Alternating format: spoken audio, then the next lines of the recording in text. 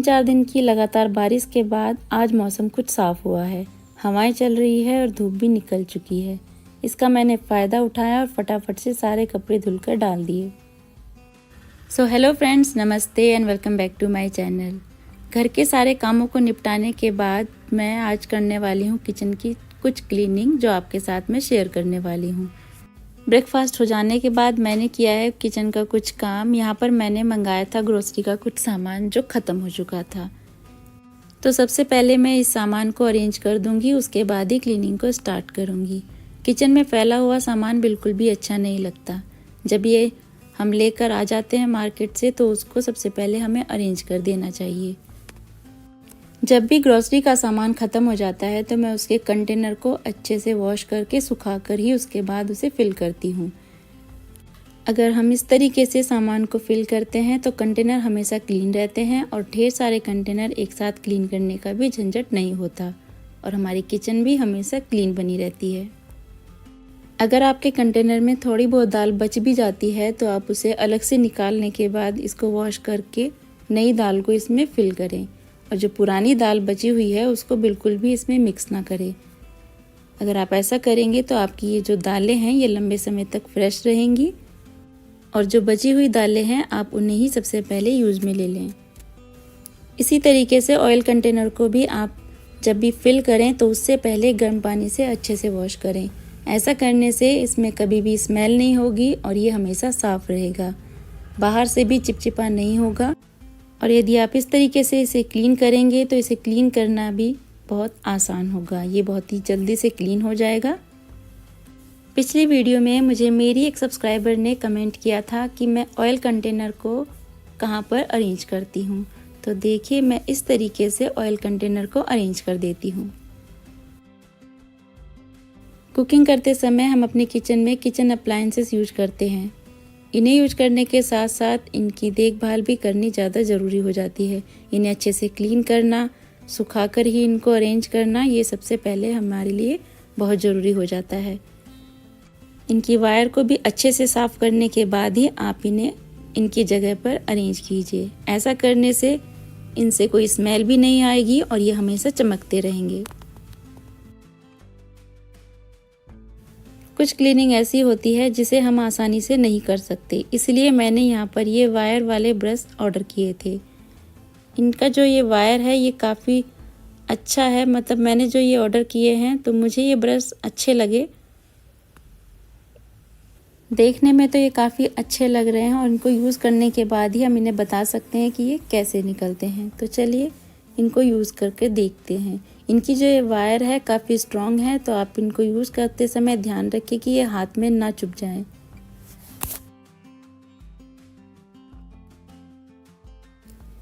जो हमारी चाय की छन्नी होती है ये चारों तरफ से बहुत जल्दी गंदी होने लगती है। चाय पत्ती इनके अंदर जमने लगती है और ये आसानी से नहीं निकलती। वॉश तो हम इसको डेली करते हैं लेकिन इसके किनारे अच्छे से साफ़ नहीं होते। इस तरह की क्लीनिंग के लिए ये वायर वाले ब्रश काफ़ी यूज़फुल होते हैं। मैंने इसको यूज़ किया है तो इसकी जो ये किनारे हैं अच्छे से साफ़ होने लगे हैं। छन्नी के किनारों में जमी हुई जो ये चाय पत्ती होती है वो इस ब्रश से बहुत ही आसानी से निकल रही है।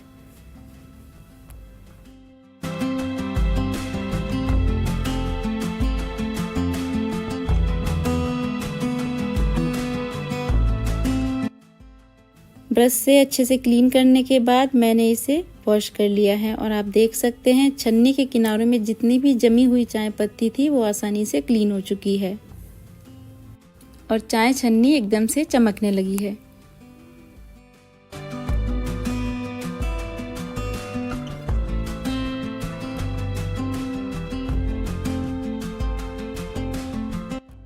इसी तरीके से हमारे ये कुकर के लिड्स हो जाते हैं। हम कितना ही इनको क्लीन कर ले लेकिन ये अच्छे से क्लीन नहीं होते हैं।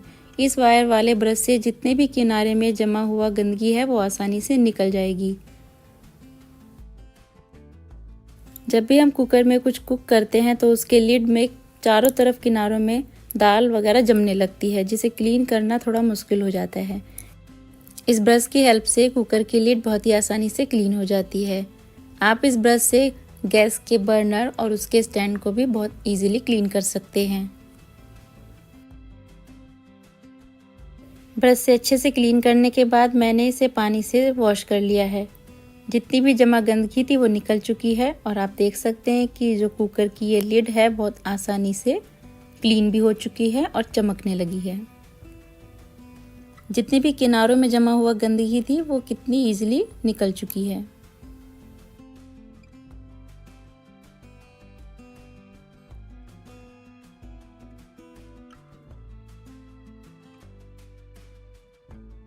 अगर आप भी अपने बर्तनों को वॉश करने के लिए कोई अच्छा सा स्क्रब ढूंढ रहे हैं तो ये गाला का सुपर स्क्रब बहुत ही अच्छा स्क्रब है, आप इसे यूज़ कर सकते हैं। ये नॉर्मल स्क्रब के हिसाब से 3 गुना ज़्यादा चलता है और आप इस ब्रश से किसी भी तरह की कढ़ाई, कुकर, भगोना कुछ भी आप इसे आसानी से क्लीन कर सकते हो।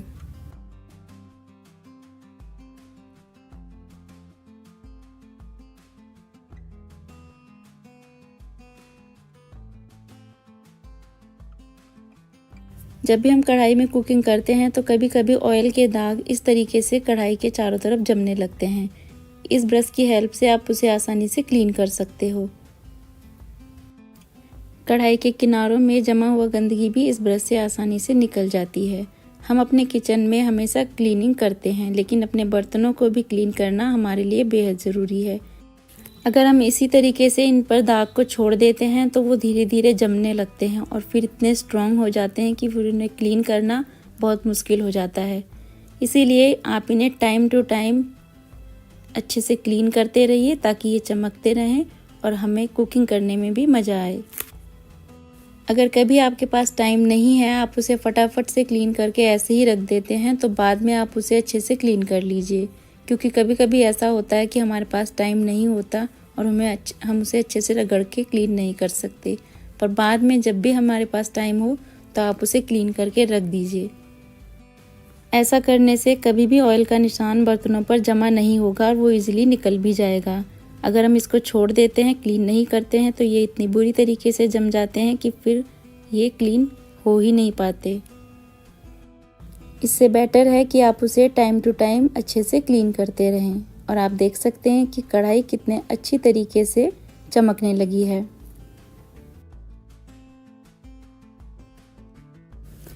किचन की बाकी की क्लीनिंग के साथ साथ ही हमें सिंक को भी अच्छे से क्लीन करना चाहिए, क्योंकि जब भी हम बर्तनों को वॉश करते हैं तो इसमें पानी के निशान ज़रूर जमने लगते हैं और वो देखने में इतने गंदे लगते हैं कि फिर अच्छे से क्लीन नहीं हो पाते। आप अपने सिंक को बहुत अच्छे से क्लीन कीजिए ताकि उसमें पानी के निशान ना जमे और वो देखने में भी अच्छी लगे। स्टील की जो ये सिंक होती है ये बहुत जल्दी जल्दी गंदी होती है और इस पर निशान भी जमते हैं। इसके जो ड्रेन का एरिया है उसके किनारों को आप इस तरीके से ब्रश की हेल्प से अच्छे से क्लीन कीजिए ताकि उसमें कोई भी गंदगी ना जमी हो। बर्तनों के हर वॉश के बाद आप इसे अच्छे से क्लीन कीजिए, जिससे यहाँ पर कोई इंसेक्ट वगैरह भी नहीं होंगे और आपकी सिंक भी हमेशा क्लीन रहेगी।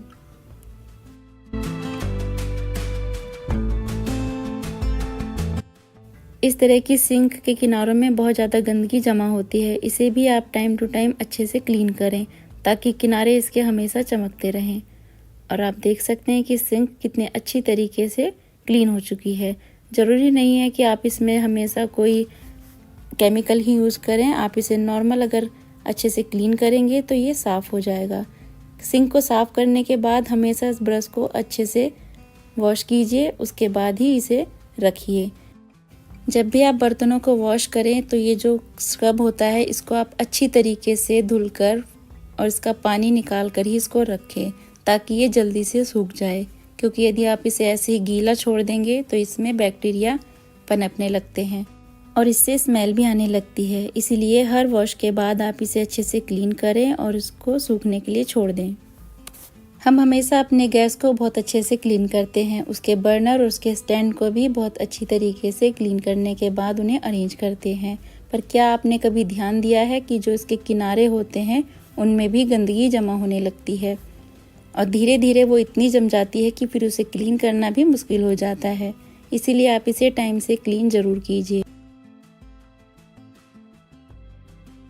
जब भी हम कुकिंग करते हैं तो कुछ ना कुछ ज़रूर गिरता है, कभी पानी गिर जाता है तो या फिर कभी कभी दूध भी गिर जाता है या फिर चाय भी गिर जाती है जो इसके किनारों में चली जाती है और उसको निकालना भी मुश्किल हो जाता है। उस टाइम पर तो हम उसको क्लीन कर देते हैं, पर जो अंदर गंदगी चली जाती है वो ध्यान से हट जाती है। कभी कभी तो फूड के पार्ट भी उसके अंदर चले जाते हैं जो आसानी से निकलते नहीं हैं, और इसे रोज़ रोज़ उठाकर क्लीन करना भी थोड़ा मुश्किल होता है क्योंकि ये थोड़ी भारी है। आप इसे 10 से 15 दिन में ज़रूर क्लीन कीजिए। अगर खुद से नहीं कर सकते हैं तो आप इसमें अपने बच्चों की या किसी की भी हेल्प ले सकते हैं। इसके लिए सबसे पहले इसके बर्नर को हटा दीजिए और फिर उसके बाद इसे ऊपर निकाल दीजिए, और आप देख सकते हैं कि इसके किनारों में कितनी गंदगी जमा हुई है, और इसको इस तरीके से आप क्लीन कर दीजिए।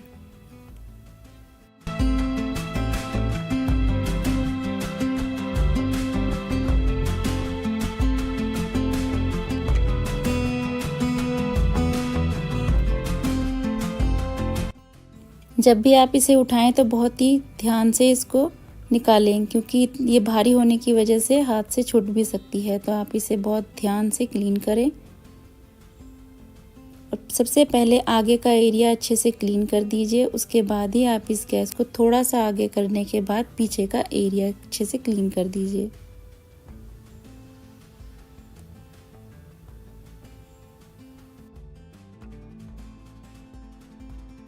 और देखिए गैस के पीछे के एरिया में भी कितनी ज़्यादा गंदगी जमा हुई है।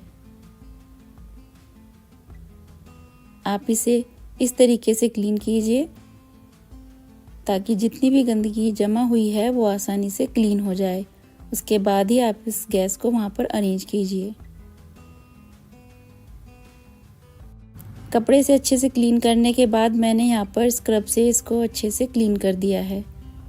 थोड़ा सा विम लिक्विड जेल लिया है और उसी से इसको अच्छे से क्लीन कर दिया है ताकि जितनी भी जमी हुई चिपचिपाहट है वो भी आसानी से क्लीन हो जाए।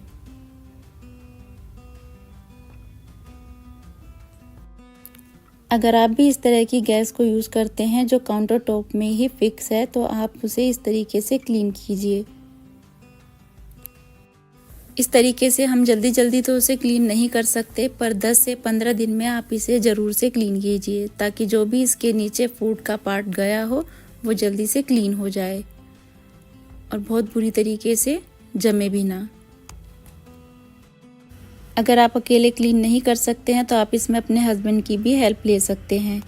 मैंने जब ये पहली बार क्लीन किया था तो मेरे हस्बैंड ने मेरी हेल्प की थी, लेकिन अब मैं इसे आसानी से क्लीन कर लेती हूँ। क्लीन करने के बाद आप इसको अरेंज कर दीजिए और देखिए आपकी गैस बाहर से भी चमकने लगी है और उसके किनारे भी कितने अच्छी तरीके से क्लीन हो चुके हैं।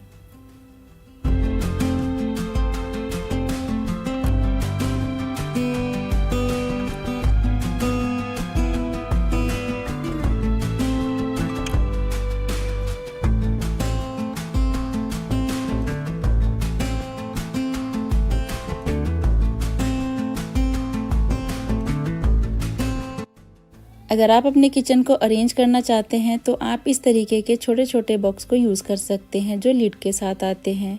ये बॉक्स इतने काम के होते हैं कि आपका जो बिखरा हुआ सामान होता है किचन का, छोटे छोटे जैसे पाउचेस वगैरह, वो आप इनमें अरेंज कर सकते हैं। जब भी हम कुकिंग करते हैं तो कुकिंग करने के लिए हमें ढेर सारे मसालों की ज़रूरत पड़ती है जो इस तरीके से पाउचेस में मिल जाते हैं। मैं अक्सर इस तरीके के पाउचेस पहले यूज करके देखती हूँ, उसी के बाद उसको बड़ा पैकेट में ख़रीदती हूँ। इनको अरेंज करने के लिए मैं इस तरीके के बॉक्स को यूज़ करती हूँ। इस तरीके के बॉक्स में आप इस तरीके से सभी मसालों को अरेंज कर दीजिए।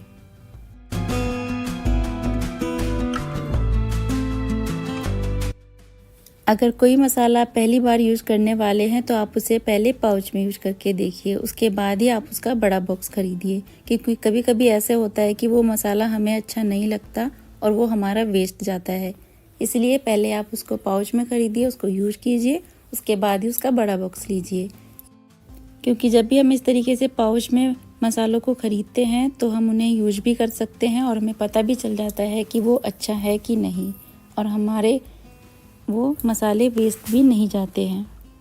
कभी कभी कुछ मसाले हम इस तरीके से यूज कर लेते हैं जो कि ओपन हो जाते हैं। इस तरह के बॉक्स में उन्हें रखना भी बहुत आसान होता है।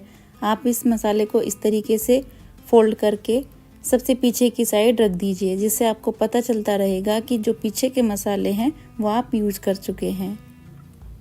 और इस तरीके से जब भी आपको यूज़ करना होगा आप उसे निकालिए, यूज़ कीजिए और फिर से फोल्ड करके पीछे की साइड रख दीजिए। हम मसालों को किसी बॉक्स वगैरह में तो रख सकते हैं, लेकिन उसमें रखना और निकालना थोड़ा मुश्किल हो जाता है। इस वजह से इस तरह के बॉक्स को आप मसालों को रखने के लिए यूज़ कीजिए। कुछ पैकेट मेरे ये पिज़्ज़ा वगैरह के जो साथ आते हैं वो भी बचे थे, तो वो मैंने इनको भी इसमें ही अरेंज कर दिया है, ताकि जब भी आप कुकिंग करो तो आपको सारे मसाले एक साथ ही एक ही जगह पर मिल जाएं।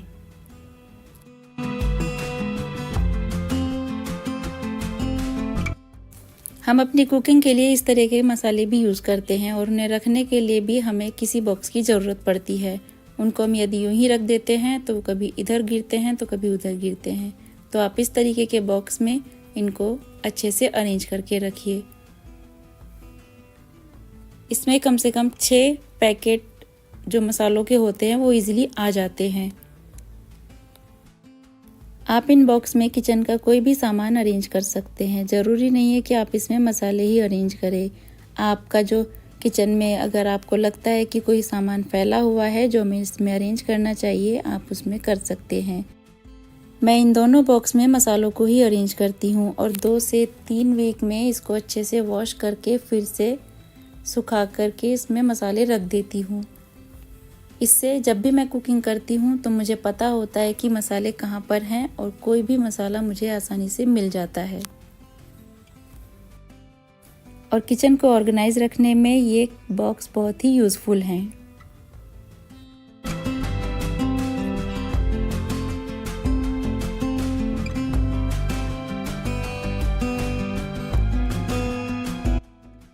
जब भी हम कोई सामान खरीदते हैं तो हमारे पास इस तरह के बैग आ जाते हैं। ये पॉली बैग हमारे पास इतने इकट्ठे हो जाते हैं कि किचन में इधर उधर फैले रहते हैं।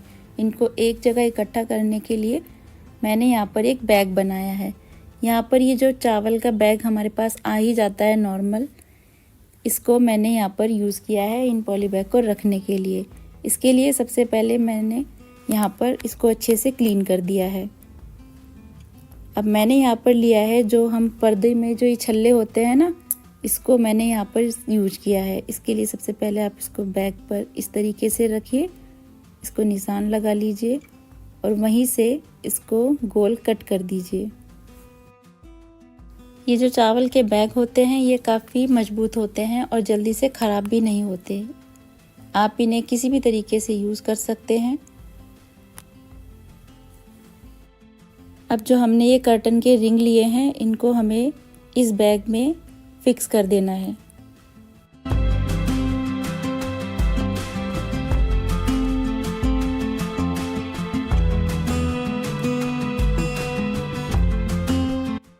देखिए मैंने इस तरीके से इसमें इसको फिक्स कर दिया है। अब जितनी भी हमारे पास ये पॉली बैग पड़े हुए हैं आप उनको इस बैग में डाल दीजिए।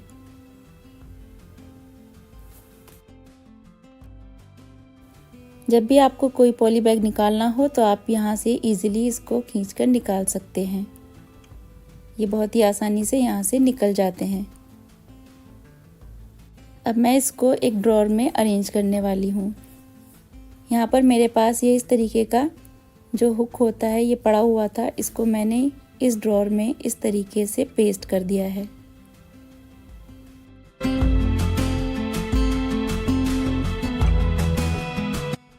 और इस हुक पर मैंने इसको हैंग कर दिया है और आप देखिए कितने आसानी से इस पर हैंग हो चुका है। और जितने भी हमारे पॉली बैग इधर उधर बिखरे हुए हैं आप उनको इसमें अरेंज करके इसको इस तरीके से हैंग कर सकते हो।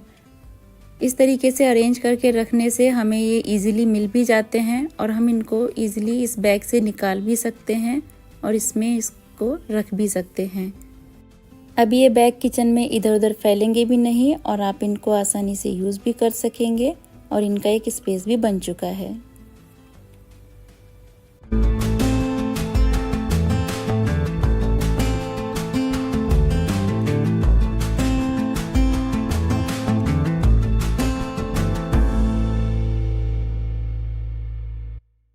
इस तरीके से अगर हम अपने घर को अरेंज करके रखते हैं तो हमें छोटी मोटी चीज़ें भी आसानी से मिल जाती है और हमारे काम भी बहुत ही ईजिली हो जाते हैं। सो फ्रेंड्स, आज की वीडियो में बस इतना ही। आज की वीडियो में अगर दिखाए हुए टिप्स एंड ट्रिक्स आपको पसंद आए हो तो आप मेरे चैनल को कर सकते हैं सब्सक्राइब और मेरी वीडियो को लाइक एंड शेयर करना ना भूलें। मिलते हैं ऐसी ही मोर वीडियोस के साथ। Till then take care and bye bye.